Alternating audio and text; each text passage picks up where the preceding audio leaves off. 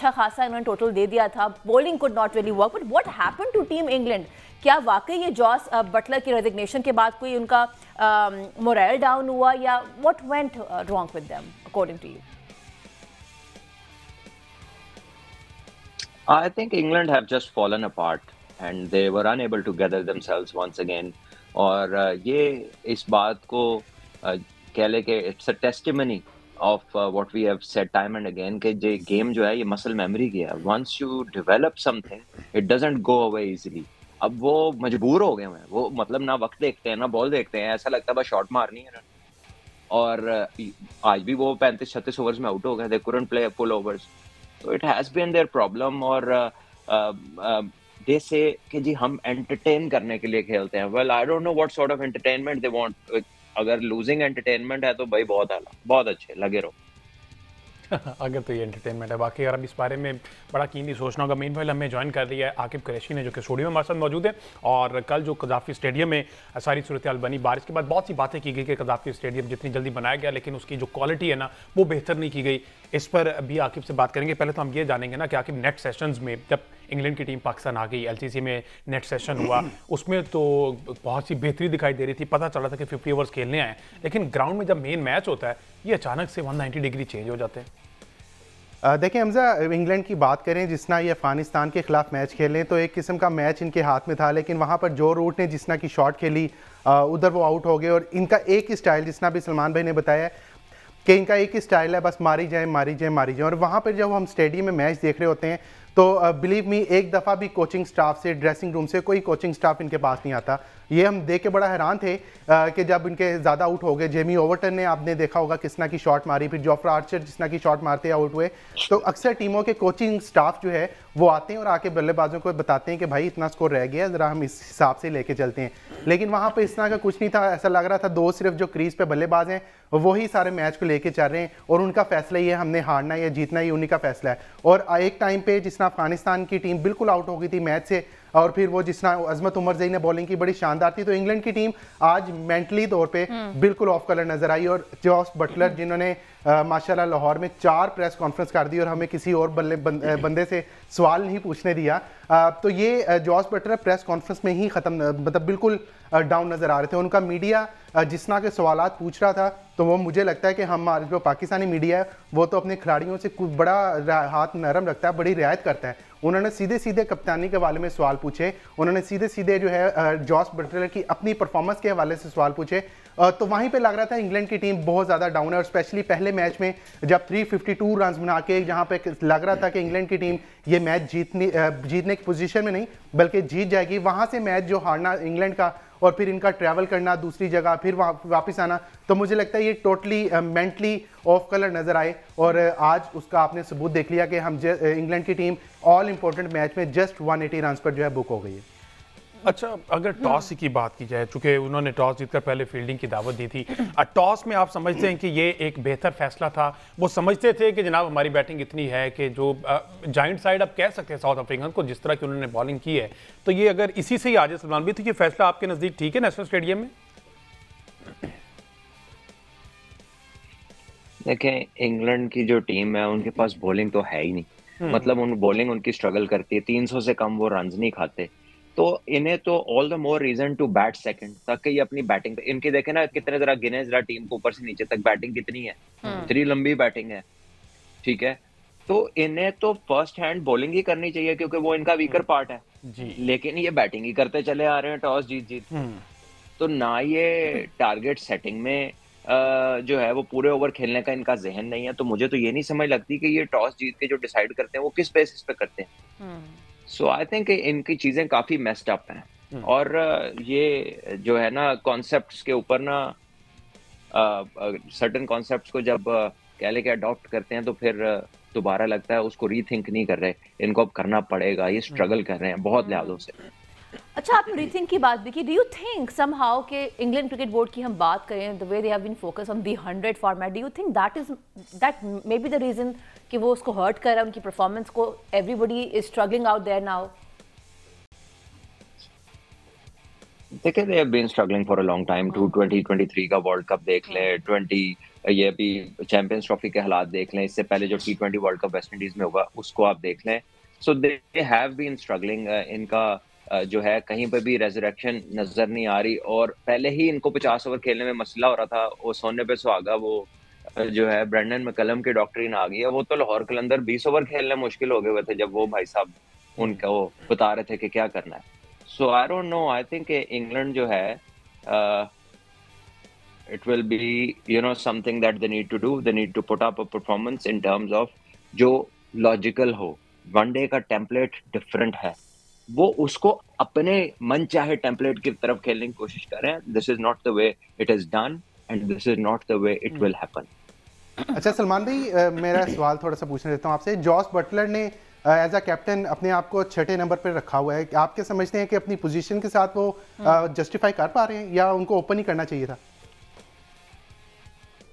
देखिए, वो हो सकता है उन्होंने नए प्लेयर्स के लिए जो है वो जगह छोड़ी हो सकता है उन्होंने जेमी स्मिथ को इंडक्ट करने के लिए ऊपर से डकेट लेकर आए हैं टीम में, फिर वो उसके साथ आप देखे जाए कि यंग प्लेयर्स कितने हैं बीच में, तो प्रोबेबली वो एक ऐसी पोजीशन जो नंबर 6 की है, जो थोड़ी डिफिकल्ट पोजीशन है, पावर हिटिंग की पोजीशन है, उसमें वो अपने आप को लेकर आए। लेकिन इंग्लैंड जो है ना, वो on Buttler as the player मेरा ख्याल है वो लूज आउट कर रहे हैं, उसकी कैप्टनसी से इतना गेन नहीं कर रहे, इसीलिए उन्होंने ये फैसला किया है। और इनके जो फैसले होते हैं ना, ये बड़े मतलब तरीके से लिए जाते हैं, उन्होंने खुद कर दिया। बट इससे पहले 2-3 दिन पहले नासिर हुसैन और एथरटन जब मैच को डिस्कस कर रहे थे, तो उसी में बटलर ने कह दिया था, मतलब उस इंटरव्यू में, कि ऑल पॉसिबिलिटीज हैं, एंड विद इन 24 आवर्स उसने स्टेप बैक कर लिया उससे। अच्छा आकिब, मैं आपसे ये जानना चाहता हूँ कि जिस तरह से जॉश बटलर आपने कहा कि प्रेस कॉन्फ्रेंस वगैरह की हैं, क्या बेसबॉल मुकल्लम ने आके खुद नहीं की? क्योंकि उनसे भी सवालात होने चाहिए, ये सारा किया था उन्हीं का ही है, तो वो नहीं प्रेस कॉन्फ्रेंस करने आए, और अगर आते भी हैं तो वो फिर क्या बात करते हैं? देखिए हमजा, लाहौर में जितनी भी प्रेस कॉन्फ्रेंस हुई हैं वो सारी जॉस बटलर ने की है। ब्रेंडन मैकलम ने ये इस मैच जो प्री मैच ये जो कराची में हो रहा है उसमें सिर्फ आए थे, क्योंकि उसमें जॉस बटलर ने कप्तानी से पहले ही ऐलान कर दिया था। मैं यहाँ पर जरा इनका आपको कोचिंग स्टाफ बता दूं कि कितने बड़े बड़े नाम हैं। एक तो ब्रेंडन मैकलम है, बैटिंग कोच इनके मार्कस ट्रेस्कोथिक हैं, और फिर इनके साथ पॉल कॉलिंगवुड हैं। तो नाम कोचिंग स्टाफ में जब हम देखते हैं वहाँ पे देख के बड़ा मजा आता है, लेकिन जब इनकी हम परफॉर्मेंस देखते हैं वहाँ पर बड़ी दुख भी होता है, मायूसी भी होती है कि नाम अगर आप इंडिविजुअल देखें तो बड़े नाम हैं। लिविंगस्टन को देखें, फिल सॉल्ट को देखें, बेन डकट को देखें, जो रूट को देखें, तमाम अच्छे परफॉर्मर्स हैं। लेकिन यहाँ पर भी मुझे लगता है कि इनके साथ वही मसला आ रहा है जो पाकिस्तान टीम के साथ है। मुझे लगता है कि जो नेट सेशन में हम देखते हैं, मार्क वुड और जोफ्रा आर्चर से लंबी बॉलिंग नहीं करवाई जाती। मार्क वुड जब बॉलिंग करवाने आते हैं तो वो बॉलिंग कम करते हैं, गिरते ज़्यादा हैं, क्योंकि उनका पाँव ज़रा स्लिप हो जाता है। फिर वो मिट्टी मंगवाते हैं, वहाँ पर उस जो है बैलेंस करवाते हैं सारा, जो उनका जहाँ पे फुट आना होता है। तो वो इस मैच में भी इंजरी का शिकार हुए। पिछले मैच में वो 3 दफ़ा बाहर गए, 3 दफ़ा अंदर आए, एक दफ़ा अंपायर ने उनको जो है वो दोबारा अंदर बुला लिया कि अब टाइम ज़्यादा हो गया, आप अंदर आ सकते हैं। तो मेरा ख्याल है इनकी इंजरीज के मसाइल काफ़ी ज़्यादा हैं। पहले ब्रैडन कार्स जो हैं उनको पहले मैच में काफ़ी मार पड़ी, फिर वो इंजरी का शिकार हो गए। उनकी जगह जेमी ओवरटन को लेके आए, उनको भी अच्छी खासी मार पड़ी। जोफ्रा आर्चर जिसके बारे में मशहूर है कि ये आएंगे और पता नहीं क्या कर देंगे, लेकिन हमने देखा यहाँ पे कि उन्होंने जॉस इंग्लिश ने उनको इतना मारा, फिर अजमत उमर से ही नहीं मारा, इब्राहिम जादरा ने उनको एक ही जगह पे 3 चौके मारे। तो जोफ्रा आर्चर भी आउट ऑफ फॉर्म नजर आया। सलमान भाई ने बिल्कुल अच्छी बात की है, बिल्कुल ठीक बात की है कि उनकी बॉलिंग तो कहीं भी नजर नहीं आ रही। मुझे उनकी बॉलिंग देख के माजरत के साथ बिल्कुल अपनी बॉलिंग याद आ रहती है कि एक प्लेयर को मार जब पड़ना शुरू होती है तो दूसरा प्लेयर कहता है मुझे वैसे ही मार लें भाई, खैर है।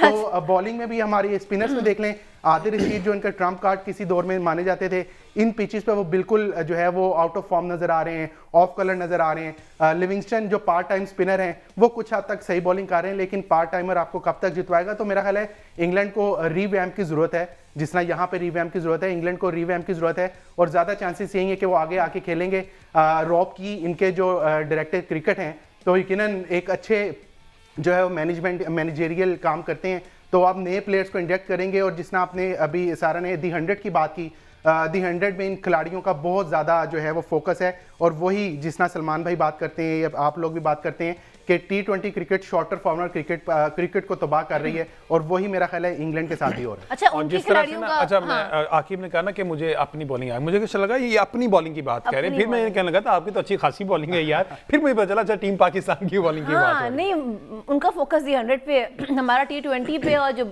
बाकी इंटरेस्ट है वो हमारा एड्स पे होता है। एनीवेज, अब तो हमारी हुकूमत भी कहती है कि इन खिलाड़ियों का जो फोकस है ना वो ज़्यादातर एड्स पे। एनीवेज, बात करते हैं ज़रा हम मार्को जेनसन के ऊपर। जनाब 3 विकेट्स हासिल की सलमान, लेकिन जो 2 कैचेस से ऐसा लगा कि आज ही had wonderful day with the ball and on the field also. So वो जो उनका कैच था Harry Brook, I think that was a sensational. How have you enjoyed his spell today?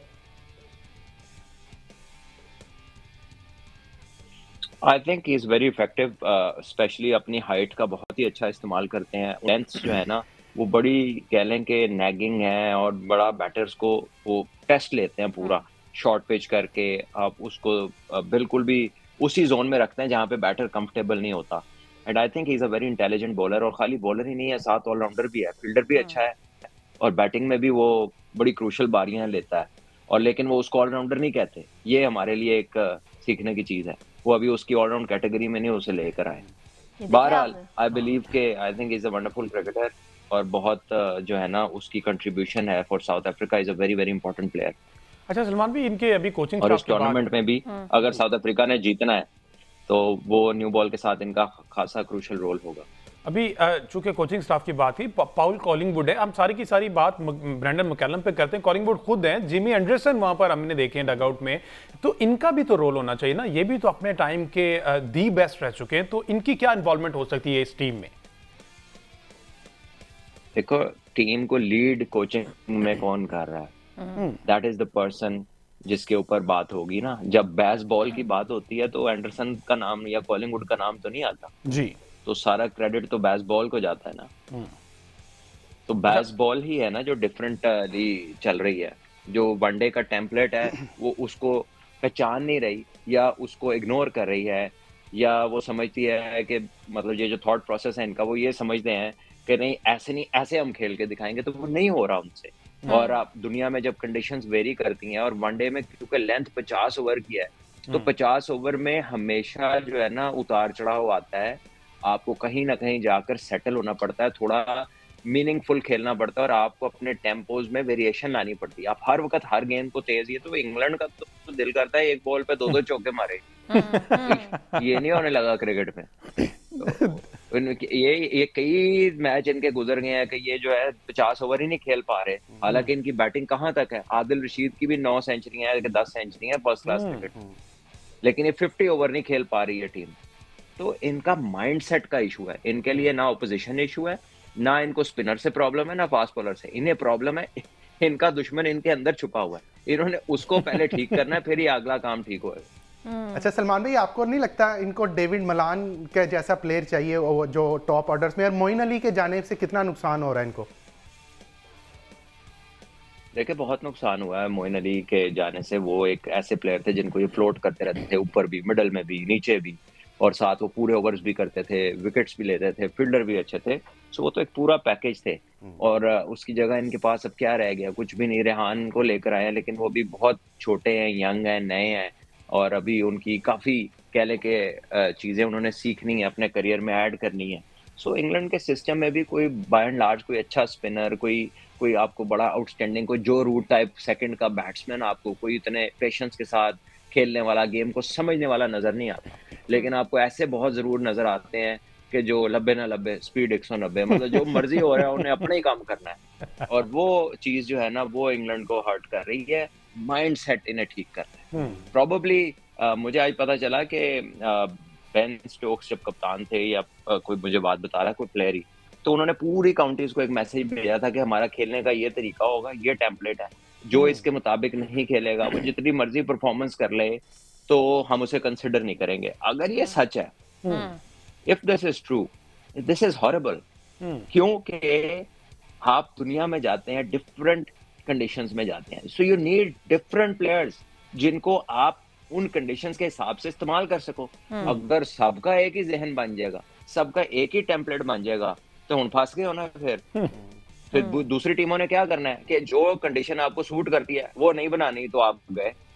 और इंग्लैंड के साथ यही हो रहा है। कब जीते हैं ये इंडिया जाके? जब से इनकी बेसबॉल चली है, बताएं इंडिया में इन्होंने क्या किया? बताएं कोई एशेज जीते हैं ऑस्ट्रेलिया में?